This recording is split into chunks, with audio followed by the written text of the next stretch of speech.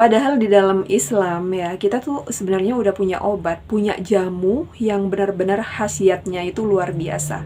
Bisa menolak bala, bisa menjauhkan dari ujian yang di luar batas kemampuan kita.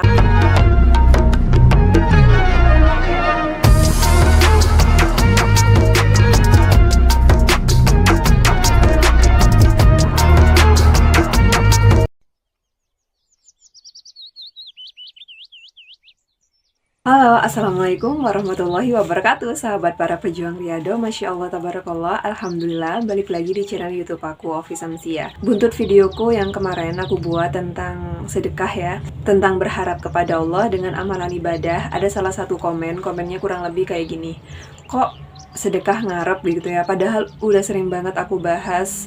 Boleh, sangat boleh kalau kita itu ngarep sama Allah. Ini nggak cuman ngomongin tentang sedekah ya. Kita bisa ngarep sama Allah dengan amalan ibadah kita. Amalan ibadah itu termasuk apa aja? Ya sedekah, sholat, ya sholat tahajud, amalan WI40H, amalan-amalan apapun lainnya, itu boleh kita ngarep sama Allah. Kalaupun memang ada, silahkan ya cari dalil di mana yang menjelaskan bahwa kita dilarang untuk berharap sama Allah. Coba cari sekarang. Kalau memang ada, silahkan tulis di komen. Aku pengen tahu. Kita kan di sini sama-sama belajar ya. Kita sama-sama sharing ya, bukan mencari pembenaran atau kesalahan kayak gitu. Kita sama-sama belajar. Saat kita berharap sama Allah tentang dunia, maka Allah akan ngasih dunianya aja. Tapi kalau seandainya kita berharap sama Allah, bergantung sama Allah tentang dunia dan akhirat, maka Allah akan kasih dua-duanya. Bukannya Allah itu lebih senang kalau seandainya kita berharapnya sama Allah, bukan ke selain Allah. Terus, bukannya tempat berharap yang terbaik itu adalah Allah. Kalaupun memang ada, siapa sih? Tempat berharap yang lebih baik dari Allah? Nggak ada kayaknya. Nah terus kalau seandainya kita nggak boleh ngarep sama Allah, kita ngarepnya ke siapa? Kita bergantungnya ke siapa? Tuyul. Jangan sampai ya teman-teman, kita nempatin pengharapan kita sama Allah tuh di akhir. Ya, saat kita berikhtiar, kita berusaha, berharap ke manusia dulu, berharap ke ini itu. Pas nggak dapat baru berharapnya sama Allah. Jangan sampai ya. Kalau bisa Allah itu dikedepankan. Allah dulu, Allah lagi, Allah terus. Me, Allah, enough. Mungkin kan selama ini kita sering berharap sama manusia, berharap sama keluarga, berharap sama pacar ya, berharap sama pasangan kayak gitu, tanpa berharap sama Allah. Coba deh, mulai sekarang kita belajar tempatkan Allah yang paling atas untuk pengharapan kita. Ingat sekali lagi, me, Allah, enough. Aku, Allah cukup. Ada suatu cerita, kalau kemarin aku cerita tentang seorang mafia ya, yang tiba-tiba berdoa sama Allah karena anaknya sakit. Jadi mafia ini lagi nyulik anak kayak gitu ya ceritanya. Nah di dalam mobil si anak ini terus merengek sama si mafia tadi, pingin pipis kayak gitu. Om bentar dong, ini aku mau pipis nih, boleh nggak turun dulu dari mobil? Kata si mafia, nggak usah, kamu tuh bohong, nggak usah, udah di sini aja kayak gitu. Terus 5 menit lagi, si anak ini merengek lagi kayak gitu. Om beneran nih, udah kebelet banget. Terus mafia ini ngomong, itu perasaan kamu aja, nggak mungkin. Udah deh, kamu tuh jangan cari-cari alasan. Ntar lagi juga bakalan hilang kayak gitu. Akhirnya ya udahlah, diemlah si anak ini. Terus 10 menit lagi dia bilang lagi, Om, aku beneran nih, udah nggak tahan, udah beneran mau pipis kayak gitu ya. Si mafia ini bilang lagi, udah jangan banyak alasan, udah diem aja, ntar juga hilang. Itu hanya perasaan kamu aja. Setengah jam kemudian si mafia ini mencium bau pesing di dalam mobil. Terus si mafia ini tanya sama anak kecil, kok bau pesing, kamu pipis ya? Kamu kencing ya? Kayak gitu. Terus si anak kecil ini bilang, itu perasaan om aja, nanti juga hilang. Itu analogi kalau seandainya kita bergantung dan berharap sama manusia. Endingnya pasti kecewa. Beda lagi kalau seandainya kita berharap ke Allah. Sebenarnya teman-teman, kalau kita ngalamin yang namanya kesusahan, seret rezeki, permasalahan hidup gitu, nggak usah terlalu jauh-jauh kita mencari solusinya.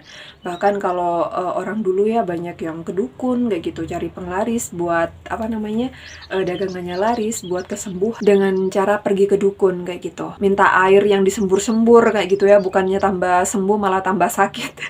Karena banyak kuman di dalam airnya, biar diminum dan sembuh kayak gitu. Itu kan harapannya. harapan manusia ke manusia. Padahal di dalam Islam ya, kita tuh sebenarnya udah punya obat, punya jamu yang benar-benar khasiatnya itu luar biasa. Bisa menolak bala, bisa menjauhkan dari ujian yang di luar batas kemampuan kita. Obat enteng jodoh kayak gitu ya, obat pokoknya segalanya lah. Tahu kan apa obatnya? Ya, sedekah. Enaknya saat kita sedekah jor-joran, maka kita akan dijamu sama Allah. Kita akan dibuat lancar rezekinya, kita akan dibuat banyak kemudahan-kemudahan dalam hidup. Kalau boleh sedikit ngelantur, ngapain sih kita cari penglaris, kita cari pemikat kayak gitu ya, buat dapetin jodoh sama orang yang katanya pinter, paranormal atau dukun atau apalah. Asli malu banget, apalagi kita muslim ya. Kita sudah punya Allah dan Allah sudah ngasih nih obatnya, jamunya, segala macam permasalahan dalam hidup kita, yaitu adalah sedekah tadi. Pakai sedekah aja udah cukup ya buat kita lancar rezekinya, buat dagangan kita laris, buat kita enteng jodoh, buat kita dapat rezeki yang banyak. Nggak perlu hal-hal yang aneh-aneh itu lagi. Apalagi kalau sedekahnya itu dicampur sama sholat tahajud, sholat duha, sholawat, zikir istighfar, ya kan? Pasti itu makin lancar dan makin jos.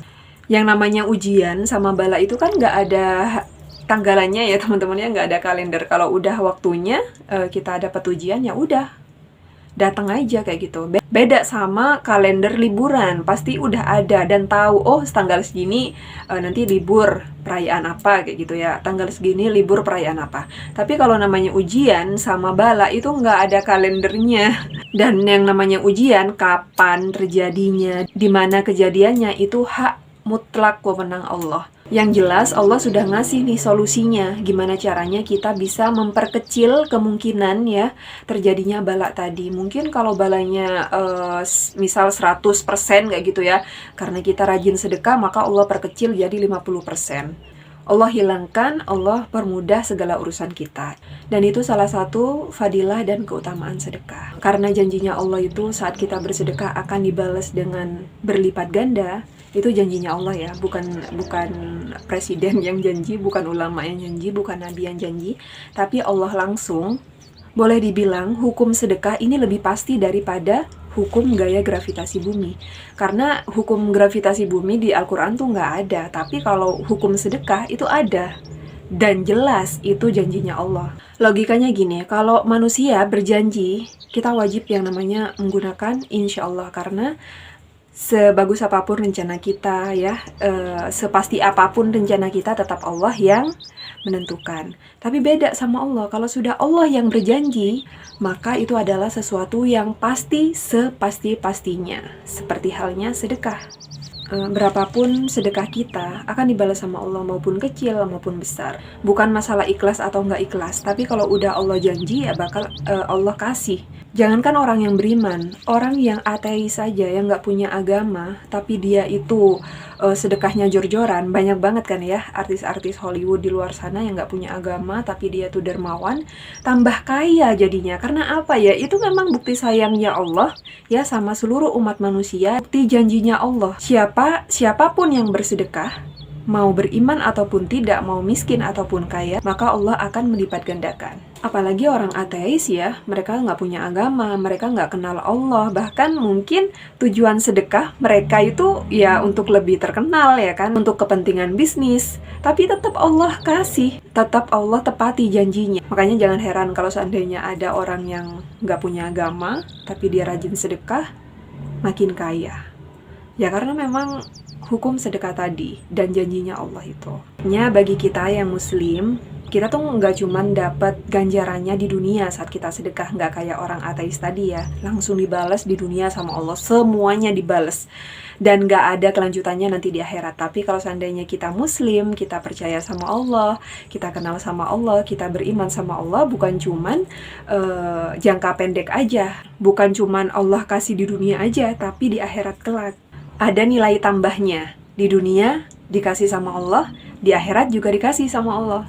Dan kerennya lagi ya, saat kita mau niat sedekah, tapi kita lupa mungkin karena kerjaan atau apa kayak gitu ya, nggak sengaja kita lupa, itu sudah dapat pahala loh sama Allah. Satu pahala yang sempurna, apalagi saat kita niat ya sedekah, terus kita melaksanakan nih sedekahnya. Wah, itu makin berlipat-lipat pahala yang Allah janjikan dan Allah kasih langsung ke kita. Keren kan? Nah, ini nih yang namanya jamu dunia akhirat yang khasiatnya kita dapatkan di dunia dan di akhirat juga. Gimana nih? Udah tahu kan sedekah itu janjinya Allah seperti apa? Apa yang akan kita dapat dari sedekah? Keberkahannya sedekah seperti apa? Masih mikir-mikir mau sedekah? Sebelum lanjut ke videonya, di sini aku mau menginfokan ke teman-teman siapa tahu nih yang lagi cari gift ataupun alat bantu buat zikir, sholawat nanti di bulan Ramadan biar lebih semangat lagi. Ini ada tasbih cantik dari mm.official1. Tasbih keren, tasbih cantik, tasbih mewah, tasbih elegan yang bahannya dari Swarovski premium. Asli nih beneran cantik. Atau teman-teman nih yang punya planning mau ngasih gift atau kado ya buat orang tersayang saat lebaran nanti, boleh nih kasih tasbih digital dari mm.official1. Tasbih ini mewah ya, ada juga yang ada boxnya gitu terus free gift alamat surat. Kalian juga bisa custom nama, bisa custom liontin juga. Insya Allah ini bakal jadi gift terindah ya yang gak mungkin dilupain sama orang-orang tersayang karena memang cantik banget. Selain itu bisa digunain untuk alat ibadah. Harga mulai 60 ribuan ya. Untuk lebih lengkapnya bisa langsung aja hubungi admin buat tanya-tanya. Ini banyak banget pilihan warnanya ya. Jadi kamu tinggal pilih mau warna yang seperti apa, terus mau dikasih nama siapa. Ini juga buat teman-teman yang mau jadi reseller tasbih digital bisa di mm.official1. Nah, daripada nanti nungguin Ramadan sama Lebaran terus membludak orderannya, mending pesan aja sekarang. Untuk nama IG aku cantumin ya, mm.official1 atau bisa langsung aja cek di description box. Cukup itu aja dulu sharing kali ini, semoga bermanfaat dan jangan lupa teman-teman yang mau masuk grup Riyadhah langsung aja ya cek link di description box. Kita ketemu lagi di video berikutnya, jangan lelah untuk jadi orang baik dan jangan pernah bosan untuk istiqomah Riyadhah. Wassalamualaikum warahmatullahi wabarakatuh. Bye bye.